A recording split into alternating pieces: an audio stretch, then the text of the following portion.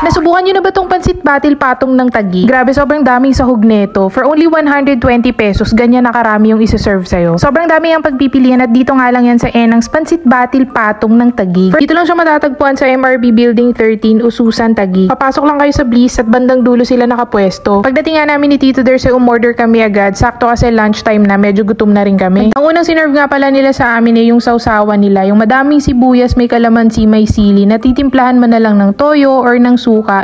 So anyway guys, ang in-order nga pala namin ni Tito Ders is ang 120 pesos at 150 pesos solo order ng Pansit Batil Patong. Pareho lang sila ng size at ng serving. At ang difference lang sa presyo ay nadadagdagan ng isang ingredient. Yung order ko ay may sahog na lechon kawali, pero pareho lang silang pansit canton, toge, mixed veggies, pork liver, 2 pieces Shanghai, 1 piece egg, and kung mapapansin nyo para siyang merong crumbs, giniling kara beef pala ang tawag doon. At kung gusto niyo naman ng jumbo special, mag-a-add lang kayo ng 30 pesos kasama ng 1 piece longganisa. O diba, bongga? Hindi ako masyado mahilig sa toge, sa pansit canton, and hindi rin ako nakain ng atay.